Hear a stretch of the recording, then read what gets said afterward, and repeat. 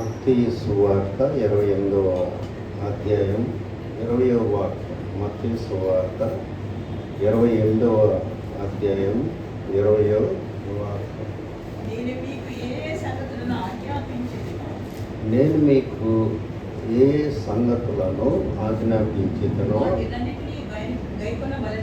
వాటినన్నిటినీ గైకొనవలెనని వారికి బోధించు.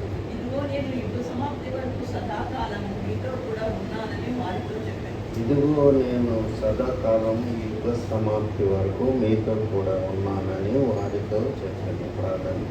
పరిశుద్ధుడైన దేవప్రభ, ఈ వాక్యాన్ని వివరించడానికి కావాల్సిన జ్ఞానం నాకు దయచేయండి ప్రభా. నాయన ప్రభా, ఎన్నో రకాలుగా మేము మీ యొక్క వాక్యాన్ని పులకనగా చూస్తున్నాం. మేము అనుకున్నంతగా మేము మీ సేవ చేయలేకపోతున్నాం. మీ వాక్యాన్ని ఇతరులకు వివరించలేకపోతున్నాం. ఆదర్శకరమైన జీవితం జీవించలేకపోతున్నాం. మమ్మల్ని క్షమించండి ప్రభు. నాయన దేవాన్ని కృపను మాకు దూరం చేయొద్దు ప్రభు.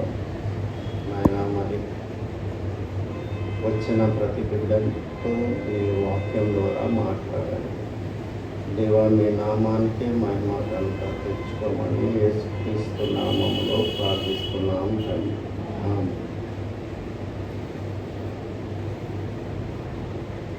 నేను మీకు ఏ సంగతులు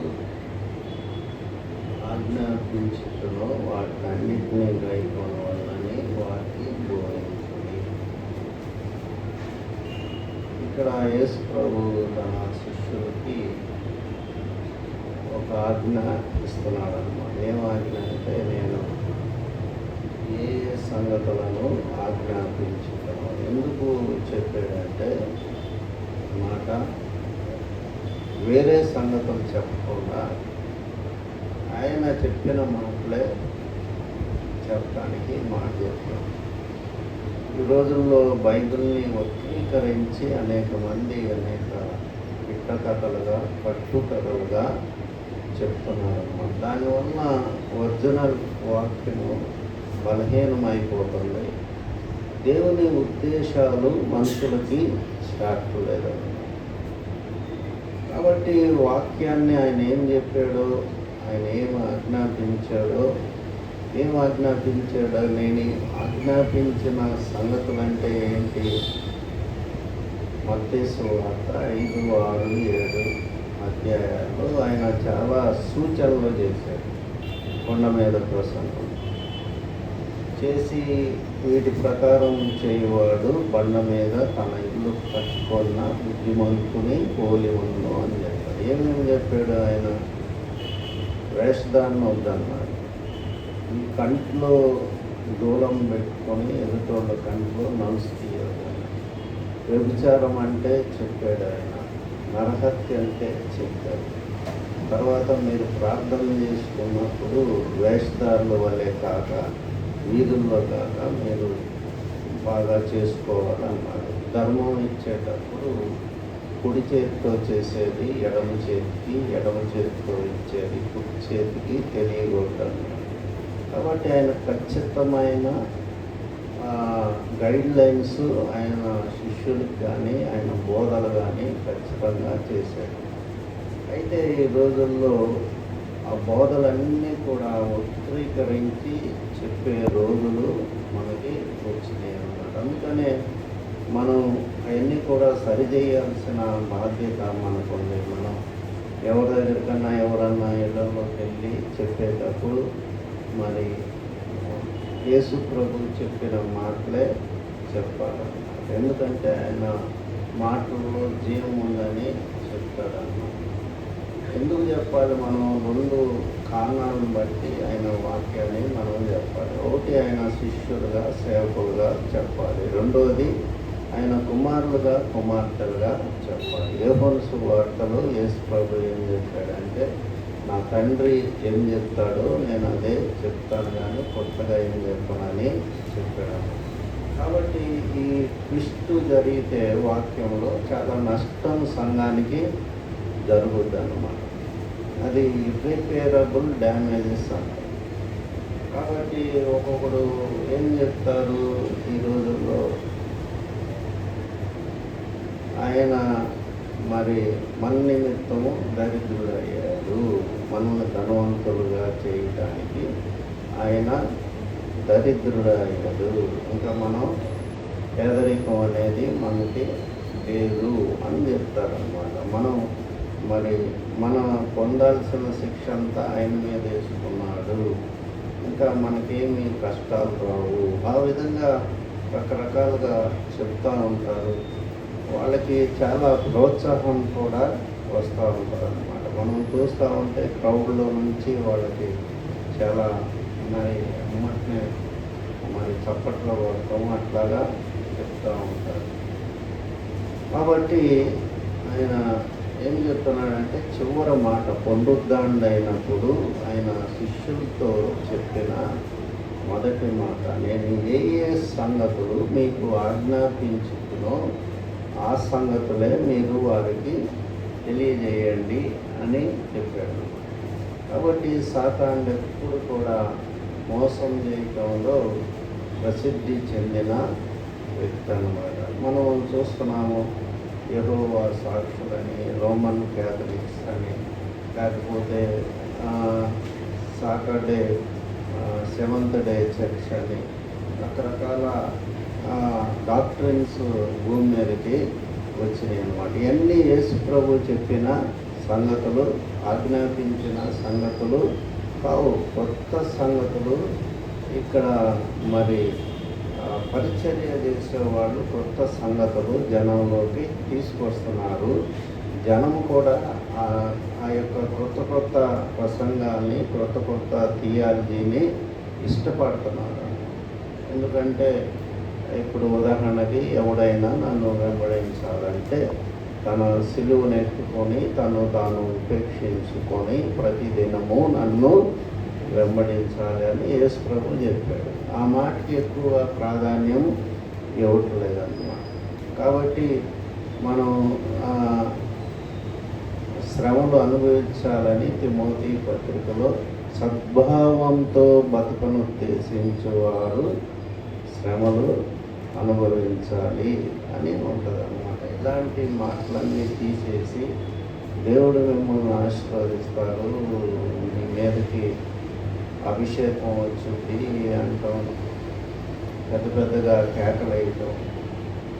మరి నేనే కన్ఫ్యూజ్ అవుతాను ఒక్కోసారి, ఎవరు కరెక్ట్ చెబుతున్నారా ఎవరు కరెక్ట్ చెప్పలేదా అని.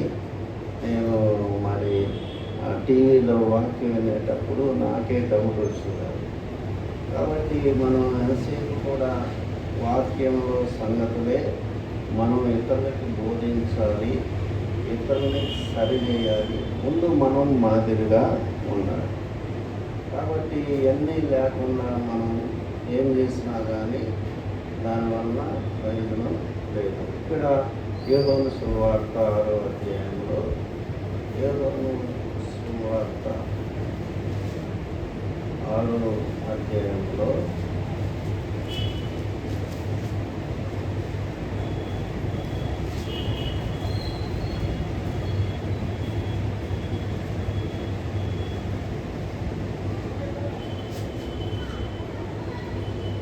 27వ వాక్యం,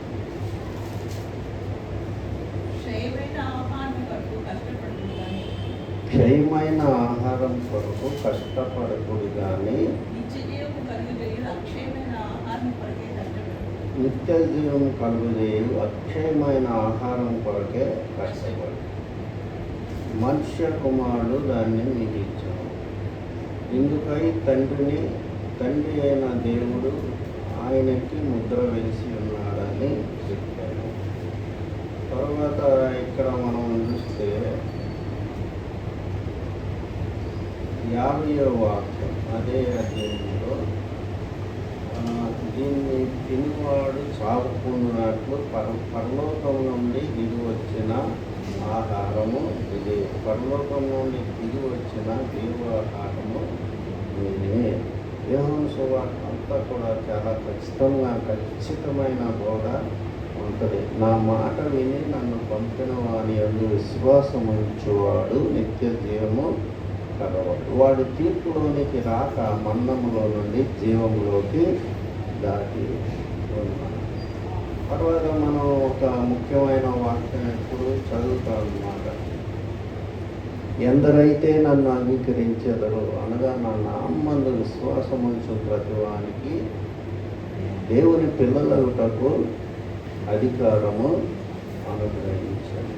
కాబట్టి ఇలాంటి దేవుని పిల్లలంటే మాటలు కాదు, దేవుని కుమారులు. 2 కొరింథీ 6 చివరి వాక్యంలో కూడా నేను మీకు తండ్రిని అవుతాను, మీరు నాకు కుమారులు కుమార్తెలు అవుతారు, మీరు మరి అందరిలో నుంచి బయటికి రమ్మని సపరేట్గా ఉండమని అక్కడ పౌలు కొరింథీ సంఘానికి రాస్తారు. కాబట్టి మనం ఖచ్చితమైన బోధ వినాలి మొట్టమొదటి, దాన్ని అనుసరించడానికి ప్రయత్నం చేయాలి. అందుకనే యేసు ప్రభు ఎందుకు చెప్పాడంటే, నేను ఏ సంగతులు మీకు ఆజ్ఞాపించుతునో అవే చెప్పండి అని అంటున్నాడు. యేసు ప్రభు కూడా ఏమంటున్నాడు? యోహాను సువార్త 16వ అధ్యాయంలో, యోహాను సువార్త 16వ అధ్యాయంలో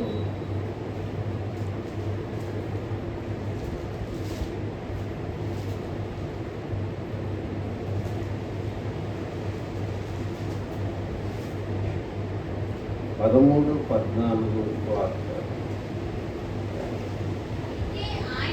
అయితే ఆయన సత్యస్వరూపి అయిన ఆత్మ వచ్చినప్పుడు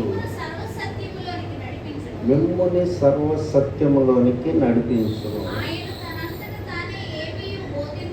ఆయన తనంతట తానే ఏమీ బోధింపక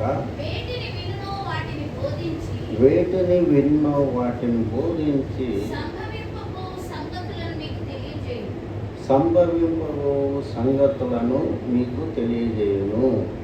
ఆయన నా వాటిలోని ఇవి తీసుకొని మీకు తెలియజేయును గనుక నన్ను మహిమ పరుస్తాను.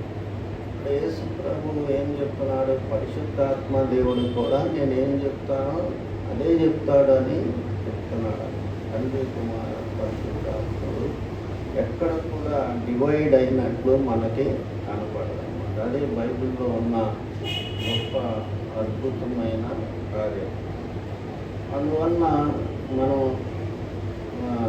మనం అంటే పర్వాలేదు, చాలామంది పరిగెత్తా ఉంటారు మీటింగులు అంటే. ఎక్కడ పడితే అక్కడ చర్చ్ ఆఫ్ క్రైస్ట్ వాళ్ళది ఒక డాక్టర్, మరి వాళ్ళు ఏంటంటే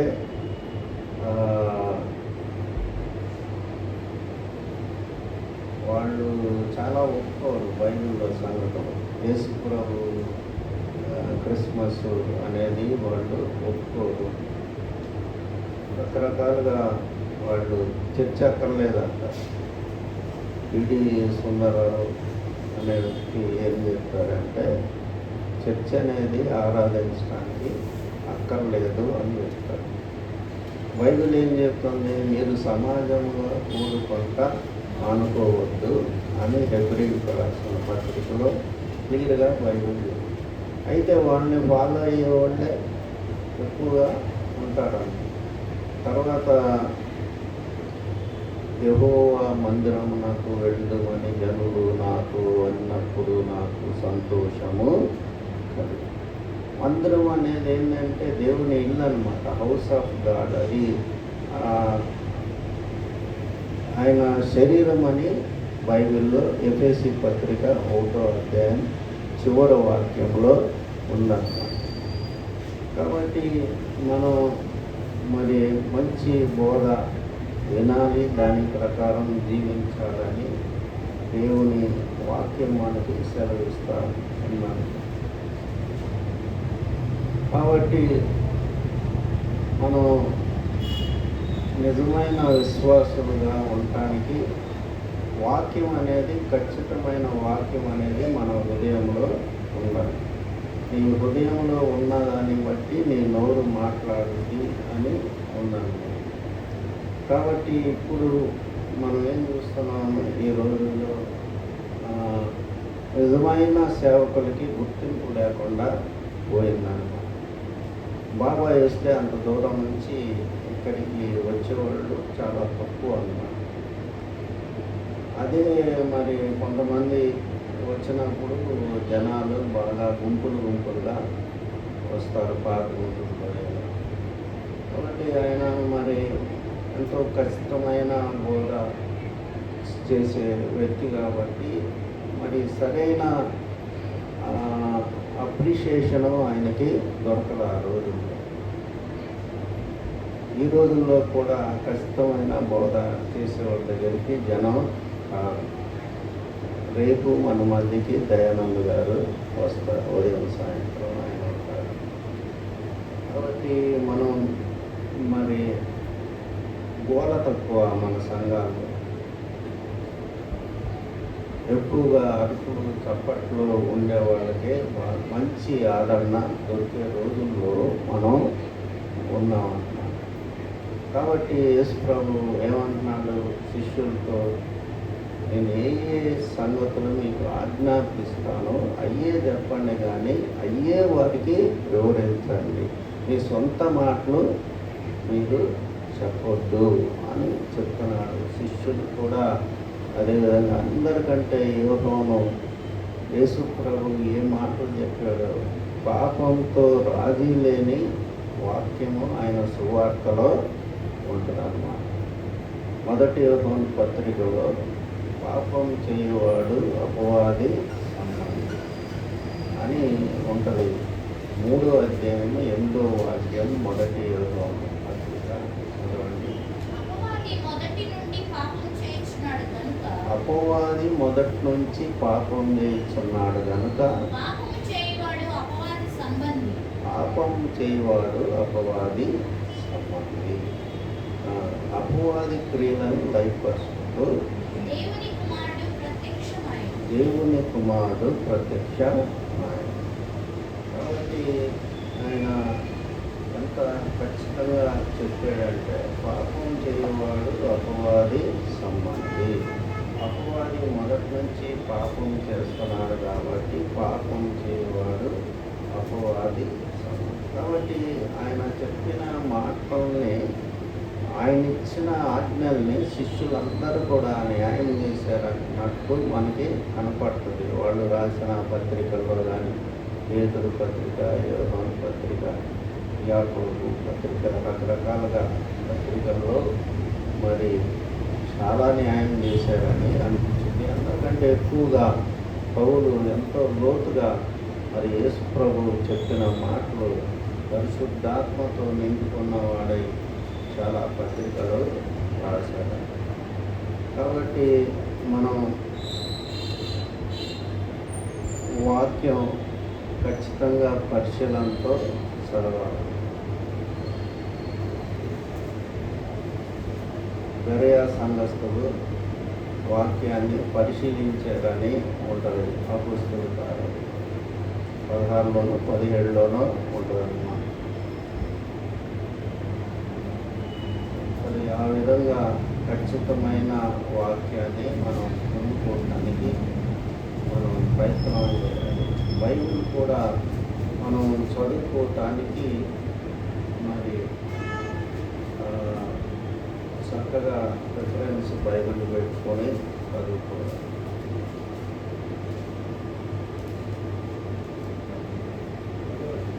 అపోస్తలుల కార్యాలు 17:11. తెస్సలోనికలో ఉన్న వారి కంటే గనులయుండి గనుక ఆసక్తితో వాక్యమును అంగీకరించి పౌలును సీలయును చెప్పిన సంగతులు అలాగున్నవో లేవో అని ప్రతి దినమును లేఖనములు పరిశోధించుచూ వచ్చేది. ప్రతి దినము లేఖనములను పరిశోధించుచు.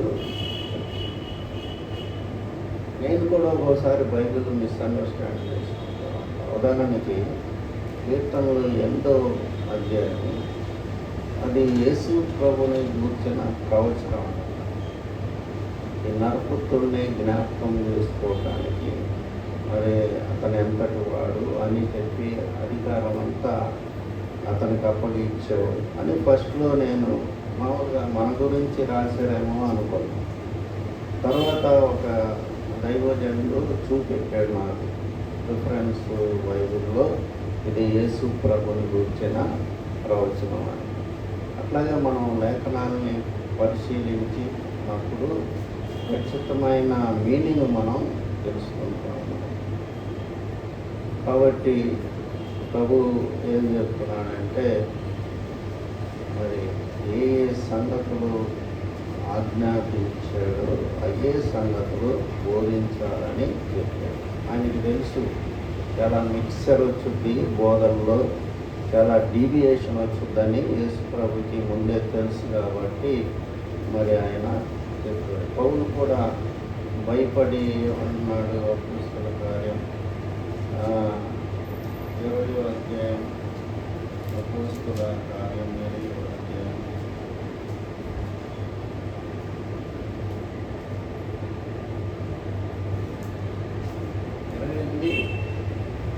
29 వాక్యాలు చివరగా చదువుకొని మనం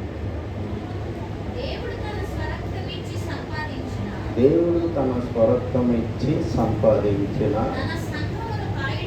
తన సంఘమును కాయుటకు పరిశుద్ధాత్మ మిమ్మును దేనియందు అధ్యక్షులుగా ఉంచెను. ఆ యావత్తు మందను గూర్చి మీ మట్టుకు మిమ్మల్ని గూర్చి జాగ్రత్తగా ఉండు. నేను వెళ్ళిపోయిన తర్వాత క్రూరమైన తోడేళ్ళు మీలో ప్రవేశించునని నాకు తెలియను. వారు మందరం కనికరించరు. కాబట్టి ఆయన 23వ అధ్యాయంలో కూడా అదే చెప్తారు. మత్తయి సువార్త 23వ అధ్యాయంలో కూడా మీరు పరలోకానికి వెళ్ళే వాళ్ళని వెళ్ళనీయరు అని చెప్తాడు. కాబట్టి ఇక్కడ ఎక్కడ జరుగుతుంది మోసం క్రైస్తవుడికి అనేది మనం ఆలోచన చేస్తే చర్చిల్లో పాస్టర్ల దగ్గర నుంచే ఎక్కువ మోసం జరుగుతుంది, బయట వాళ్ళ దగ్గర నుంచి జరుగుతుంది. కాబట్టి మన మట్టుకి మనమైనా చాలా జాగ్రత్తగా అంకితారంలో చాలామంది ప్రభువు వచ్చే సమయం దగ్గరైందని చెప్తున్నారు. మరి ఆ యుద్ధం ముగించేటప్పుడు ముగించక ముందు ర్యాప్చర్ జరగవచ్చని కొంతమంది అంటున్నారు. చాలామంది రకరకాలుగా చెప్తున్నారు. అంత్యకాలంలో మనం కొద్దిగా మెలకువతో, అందుకనే మెలకువతో ఉండండి అని బైబిల్లో ఉందన్నమాట. ఎప్పుడు దేవుని వాక్యాన్ని ధ్యానం చేసుకోవడం, మనం మరి కుటుంబ ప్రార్థనలో సంబద్ధంగా ఉన్నట్లయితే దేవుని మనకి సహాయం చేస్తారు. ప్రార్థన చేసుకోండి.